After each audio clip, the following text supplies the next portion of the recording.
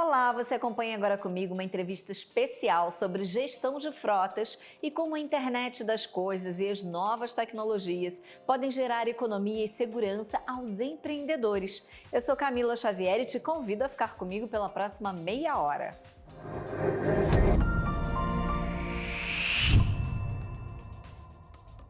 Nosso convidado de hoje é o Érico dos Reis, ele que é sócio e diretor comercial da Mobilis Veículos Elétricos. A Mobilis Veículos Elétricos é uma empresa de tecnologia que desenvolve projetos de engenharia automotiva e presta consultoria para soluções de mobilidade elétrica. E a Trackly, uma spin-off da Mobilis, desenvolveu um sistema bastante interessante, que é o RTU Trackly, que possui rastreamento, telemetria, IoT, que é a internet das coisas, e diagnóstico remoto de veículos e equipamentos. Érico, seja muito bem-vindo. Que bom ter você aqui com a gente. Olá, muito obrigado por me receber. É um prazer estar aqui. Érico, para a gente começar nosso bate-papo, eu te pergunto, como empresas como a Mobili e a Trackly contribuem para uma mobilidade inteligente no Brasil?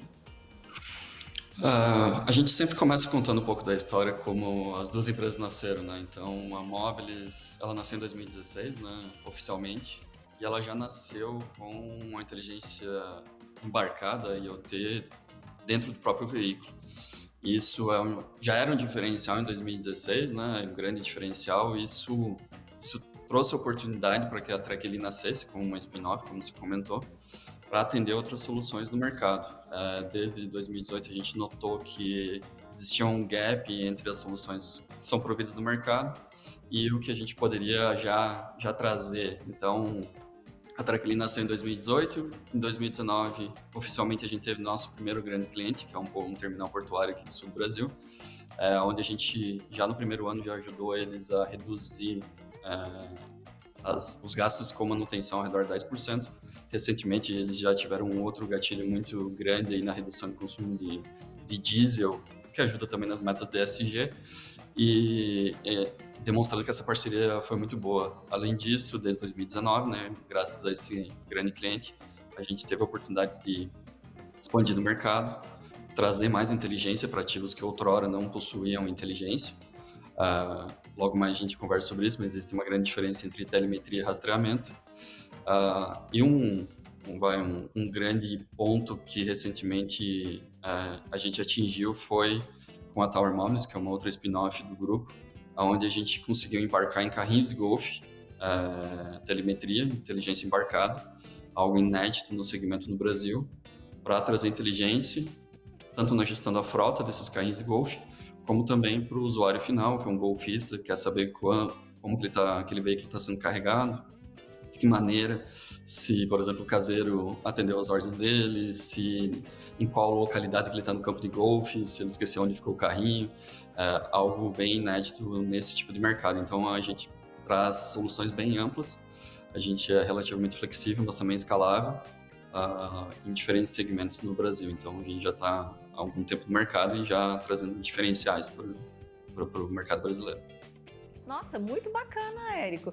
E você vai responder a diferença ainda aí, né, da telemetria Sim. e do rastreamento. Mas antes de você responder isso, eu queria saber quais são os principais gargalos de logística e de gestão de frotas, né, enfrentado hoje pelos empreendedores. Sim, hoje no Brasil existe uma infinidade de soluções de rastreamento, milhares, por assim dizer, só que elas são comuns em alguns aspectos, né? Obviamente, as eletrônicas normalmente são trazidas da China e se utiliza alguma solução local de software de rastreamento, então não se tem controle de ponta a ponta na gestão da frota. A gente tem esse diferencial onde a gente desenhou a nossa própria eletrônica, a gente desenhou nosso servidor, nosso próprio software, então a gente possui controle sobre todo o processo, mas a gente sabe que no Brasil existem gargalos de infraestrutura. Um deles é a conectividade, então a gente é um dos poucos países onde as operadoras terão que manter a conectividade 2G devido a essa tecnologia legada dos rastreadores do Brasil. É um dos poucos países que vai ter que fazer isso. E o próprio 4G ainda é uma tecnologia que não está tão difundida quanto deveria e a gente já está indo para 5G. Muito se fala de 5G, mas mesmo a penetrabilidade 4G no Brasil é esperada. e imagina com 5G, né? Então esse é um gargalo muito, muito grande. E no que a gestão de frota também pode auxiliar é prever falhas, né? Então a gente sabe que as estradas no Brasil são ruins, também é um tópico que a gente vai conversar, mas entendo conectividade, uma infraestrutura adequada no Brasil, a gente consegue ajudar o gestor de frota a diminuir esse gap, esse percalço que existe da tecnologia das operadoras, sabendo que as estradas ainda vão demorar um bom tempo para a gente ter uma solução adequada no Brasil, né? Sim, com certeza, muito bom. E como que as soluções desenvolvidas pela Traquili ela ajudam a reduzir as dores do mercado em gestão de frotas? Você já começou aí explicando um pouquinho, mas eu queria que você falasse mais sobre esse assunto, né? Assim, como é que ela realmente ajuda a reduzir, são muitas as dores do mercado que a gente viu, né? Como é que ela ajuda a reduzir aí essas dores e a contribuir, né? De certa forma, com as empresas, com o empreendedor? Sim, o empreendedor brasileiro existe desde do pequeno motorista de caminhão que tem o seu trucadão ali para dirigir até o grande gestor de frota dos seus caminhões, gestor de ônibus. Então, o espectro é bem amplo no setor de logística do Brasil, um dos maiores do mundo, por assim dizer, né? Especialmente caminhões e ônibus. Temos grandes montadoras no Brasil, grandes produtores de implementos rodoviários, que são referências globais, né? E isso traz bastante oportunidade no segmento. O nosso expertise é na leitura do barramento CAN do veículo.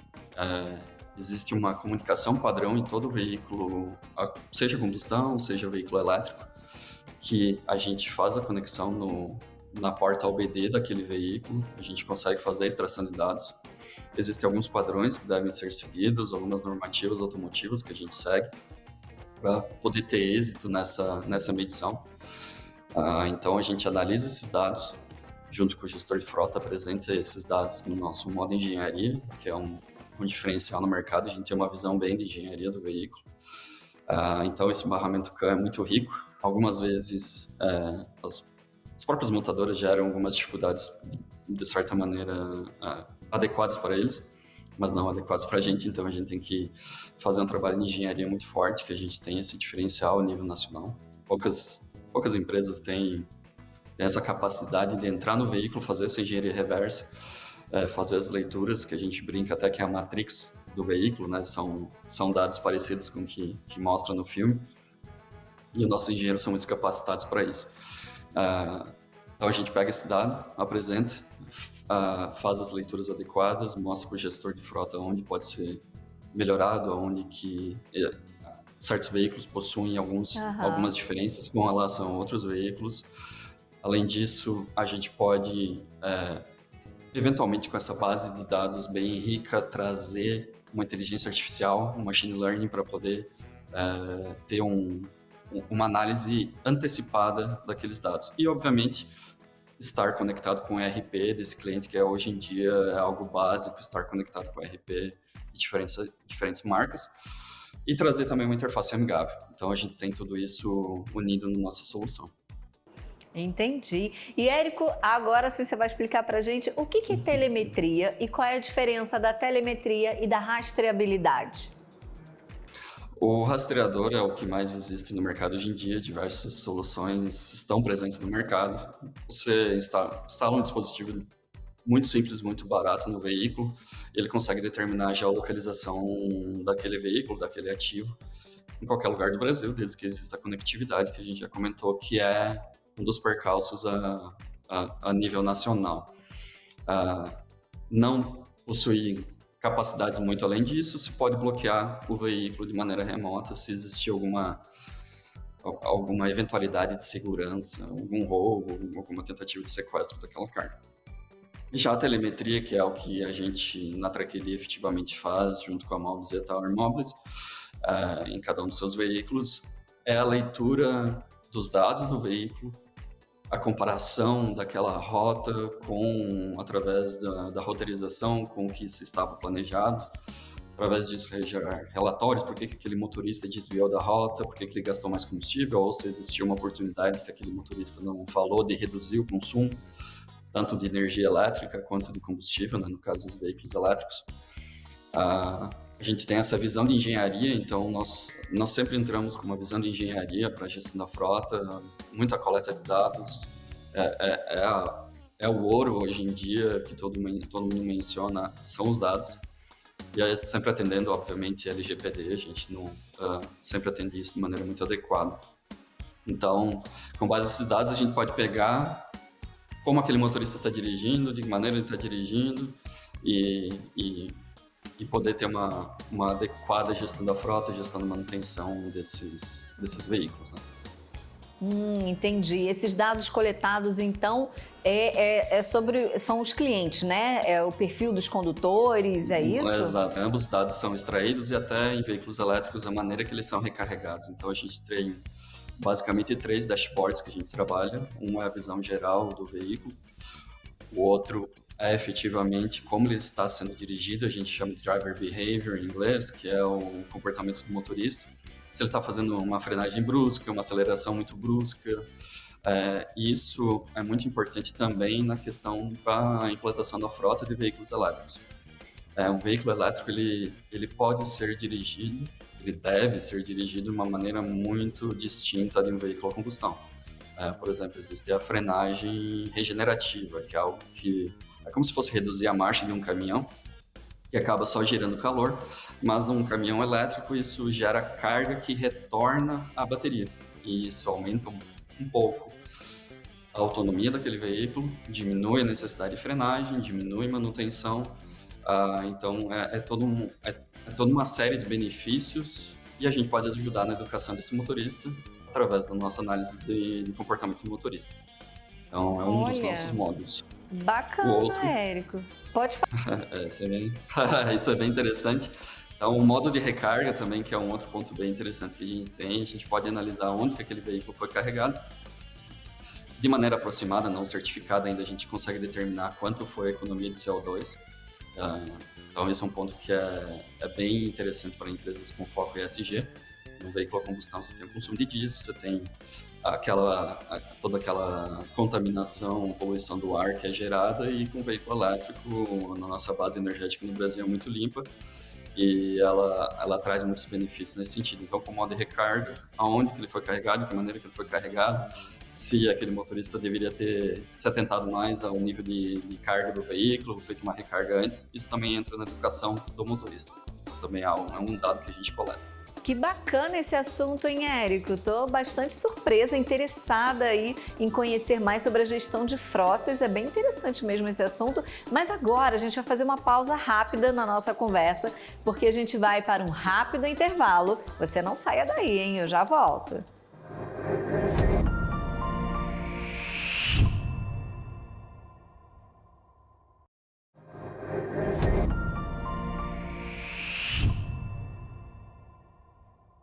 Estamos de volta na nossa entrevista especial de hoje. Nós estamos conversando com o Érico Reis. Érico, vamos voltar aqui para o nosso bate-papo sobre a gestão das frotas. E aí eu te pergunto, você estava falando sobre a coleta de dados, né, o perfil dos condutores de veículos e operadores de máquinas. Como é que isso influencia na saúde da frota das empresas? É um ponto muito interessante, né? Você consegue melhorar a saúde daquela frota se você possui dados, se você possui maneiras de ler isso e possui uma inteligência embarcada, né? Então, isso é onde a gente entra. Seja uma máquina, um guindaste portuário, seja um veículo elétrico, seja um veículo a combustão, são todas as áreas que a gente atua. Então, a gente pode acrescentar instrumentações àquele veículo, por exemplo, uma medição de temperatura que não é inclusa no barramento CAN, como a gente comentou, como foi comentado anteriormente.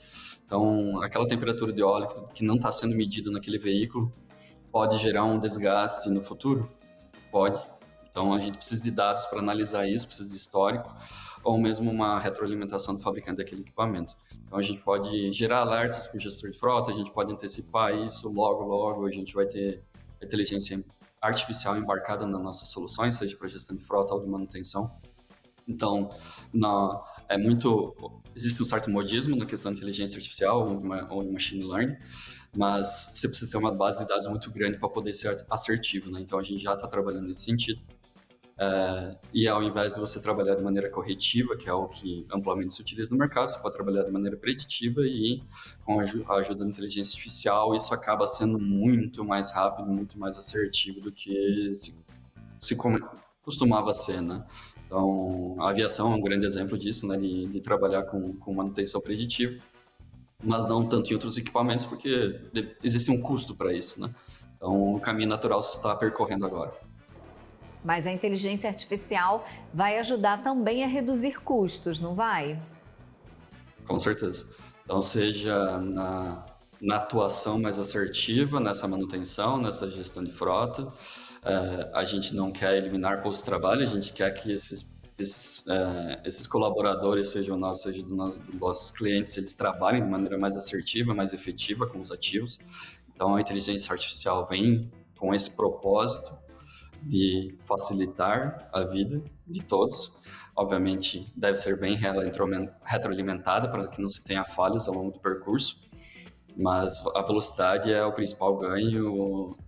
Obviamente, se tem redução de custo, mas a velocidade que se está avançando também é impressionante, né? A gente vê aí com as soluções que estão no mercado. Sim, que bacana. A expectativa, então, aí é boa, hein? Com a chegada da inteligência artificial na gestão de frotas. E, Érico, como é que funciona essa manutenção preventiva que você citou agora, né? De que modo ela gera economia para o empreendedor?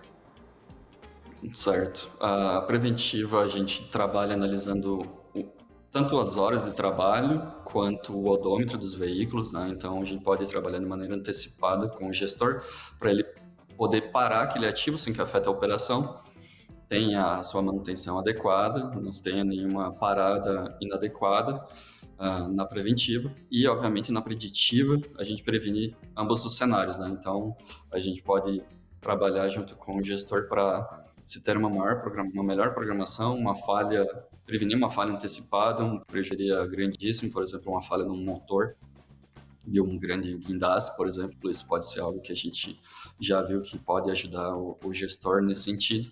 Então, tem o melhor de vários mundos aí, tanto na preventiva quanto na preditiva. Bacana, hein, Érico? Queria que você explicasse para a gente agora como é que é a internet das coisas, o que é, né? Primeiramente, a internet das coisas e como é que é embarcada nas frotas. Existe um ponto bem interessante que as soluções mais comuns de mercado elas são muito invasivas, né? Então, acaba tendo que cortar um cabo do veículo, poder fazer uma leitura, acaba tendo que desmontar um painel. A solução da Trackly, ela não é invasiva, a gente não afeta nenhum ponto do veículo, a gente faz a extração pura dos dados através de certas portas que os veículos já possuem. Então, essa habilidade que a gente tem de engenharia reversa acaba ajudando nesse sentido. Se não fosse isso, a gente não poderia atuar dessa maneira. E a gente acaba não afetando a garantia daquele ativo. Então, esse é um ponto bem interessante, tá? Porque a gente também não faz nenhuma escrita, né? Se pode tanto ler quanto escrever no barramento CAN do veículo, é um tema bem interessante. Mas no nosso caso, a gente só faz leituras, então a gente também não afeta em nenhum ponto a usabilidade do veículo nesse sentido. A internet das coisas, aí tem um outro ponto interessante também, é que já até pediram até para monitorar aspirador de pó. Com a nossa eletrônica foi algo que não avançou por questão de custo, né? A gente sabe que existe uma curva de investimento contra o valor do que aquele ativo representa para a empresa, né? Então, eventualmente, a gente vai voltar nesse monitoramento. Então, ativos com certo valor a gente já consegue entrar, mas a internet das coisas está aí para ficar. Imagina, monitorar um aspirador de pó, onde ele está sendo utilizado, quem ligou aquele aspirador de pó, por exemplo, é algo muito interessante, quantas horas de trabalho, qual a geografia dele, e isso serve para qualquer outro equipamento que se tenha no mercado, não possui inteligência. Então, a internet das coisas, ela vem para isso, para trazer dados, para trazer inteligência para um ativo que outrora não possuía esse benefício, né? Sim, e a criação, o desenvolvimento desse sistema, ele traz então mais segurança e economia para as empresas, não é mesmo? Com certeza. Toda essa engenharia que a gente possui, ela tem que trazer benefícios, óbvio, para todos os clientes, né? Então, a redução de custo é um dos pontos mais fortes que a gente trabalha. Tem que ter alguma redução de custo, seja colaborador que vai ter uma função mais adequada, uma automatização. Então, a gente trabalha muito forte com a automatização das tarefas da gestão de frota, da gestão de manutenção. Essa é a nossa base de negócio. Então, algo que antes era manual, a gente embarca a eletrônica, automatiza o software e traz uma solução de redução de custo. Obviamente, existem outros benefícios. O ESG é algo muito forte. Então, seja na governança, ter uma segurança maior nesses dados, seja na parte social, que é ter uma base de colaboradores mais atenta ao que se está fazendo, podendo ter uma visão mais adequada da empresa, levar isso para a comunidade, ou especialmente na parte ambiental, que tem sido o nosso foco nos últimos anos, reduzir consumo de combustível, reduzir emissões, fazer o bom uso do veículo elétrico. Sim. E como foi, Érico? Conta pra gente desenvolver esse sistema que traz tantos benefícios, né, para as empresas, para os condutores. Foi muito complexo? Extremamente complexo, tem sido, continuará sendo. O conhecimento de eletrônica embarcada no Brasil não é algo muito comum de se encontrar em profissionais. Então, a gente tem ido ao mercado, contratado profissionais, desenvolvido essas habilidades de maneira interna. É algo bem diferenciado. Então, essa habilidade de ponta a ponta, eletrônica, servidor, front-end, software, é algo que poucos possuem no Brasil. Até para dizer fora do Brasil. Então, a gente está até com algumas viagens de negócio marcadas para o México, de tão diferenciado que é o negócio. Já tivemos algumas empresas interessadas no próprio negócio, mas a gente tem uma visão de crescer de maneira sustentável e rápida nos próximos meses. Já possuímos a eletrônica desenhados por nós para isso, o software. Então agora a gente está bem confiante que é o momento certo do crescimento acelerado da Tracklin. Sim, que bacana. É um desafio diário, né? Como você falou, todo dia tem esse mesmo desafio, não para por aí, né? E, Érico, a gestão de frotas é um ramo promissor? O que você pode falar desse mercado? Com certeza, muito promissor. O mercado em si é gigantesco, né? Então, o mercado brasileiro possui milhões de veículos, a internet das coisas possui milhões de ativos que pode ser monitorado. Isso a nível mundial, espera-se um faturamento em 2023 ao redor de 8 bilhões de dólares, só a internet das coisas. E o crescimento tende a dobrar a cada ano, pelo menos a cada 2030. Né? Os números são variados, são diversas pesquisas, mas o potencial é enorme. As soluções que estão hoje no mercado carecem em alguns pontos, então aí está a oportunidade que a gente nota do crescimento acelerado. Obviamente existem bons players também, mundiais, que estão atuando tanto no mercado brasileiro quanto internacional, que são um espelho para a gente e é onde a gente se baliza para poder ter melhores soluções ou equivalentes ao que existe no mercado. Sim, para o empreendedor é sempre importante, né, estar aí atento às oportunidades de mercado. E aí eu vou pedir para você dar uma dica para aquele empreendedor que quer começar a empreender, quer começar um negócio neste ramo. Qual a dica que você pode dar para ele? Ótimo ponto. A gente trabalha com algumas frentes do negócio. Sobreviver e sobrepujar no mercado brasileiro é um desafio. Estar à frente dos concorrentes e ainda assim nadar contra a maré, sabendo que nossa infraestrutura é inadequada ou minimamente adequada em algumas situações. Precisamos de mais incentivos, mas o empreendedor brasileiro tem que saber se virar, né? Tem que estudar o mercado, tem que estudar as suas soluções, tem que fazer muita prova de conceito. A gente trabalha com muita prova de conceito, não adianta querer fazer um investimento muito alto sem antes conhecer o mercado. Então, o conselho principal, os dois pelo menos, é estudar o mercado, não entrar com muita sede sem antes conhecer devidamente. Eu tive exemplo próprio, né? Eu vim de um outro segmento, que era de refrigeração, tive muita experiência na área, entrei na unidade elétrica. Houve uma curva de aprendizado, hoje em dia a experiência está muito mais alta, obviamente, do que anos atrás. E o segmento também tem crescido muito e vai crescer muito mais. Então, o tamanho do segmento ajuda, estudar o segmento, fazer provas de conceito, estar associado a boas pessoas ajuda muito o empreendedor a ter sucesso. Muito legal, ótimas dicas, Érico. E a Mobilis Veículos Elétricos não vai parar por aí, né? Quais são os próximos desafios aí pela frente? Legal, a gente tem esse braço de engenharia nosso, onde estamos crescendo, temos muitos novos clientes esse ano. A piada que a gente comenta é a gente entrou nesse mercado quando a água estava bem gelada, a gente estava lá na Antártida em 2015, 2016. Hoje essa água está bem quentinha, todo mundo está querendo surfar essa onda. A gente se propõe como uma empresa a ajudar empreendedores brasileiros a ter sucesso na sua empreitada em mobilidade elétrica. A gente tem um braço tem um corpo de engenharia muito bom nas áreas de automação, engenharia mecânica, engenharia elétrica. Já atuamos em diversos projetos, estamos com uma base aí ao redor de 10 clientes. Queremos expandir, já estamos prospectando clientes fora do Brasil. Pois a gente está numa virada tecnológica, né, de combustão para elétrico, muitos acreditam que não, mas o mercado tem demonstrado que sim. O hidrogênio também faz parte disso, né? Então a gente também está criando habilidades nesse sentido para células de combustível. Então a Mobilis tá aí, já criou as suas spin-offs, já possui duas vertentes de negócio abertas tanto no segmento de telemetria quanto de carrinhos de vizinhança, né? Veículos de vizinhança. Só crescendo as agora, né? As perspectivas são boas.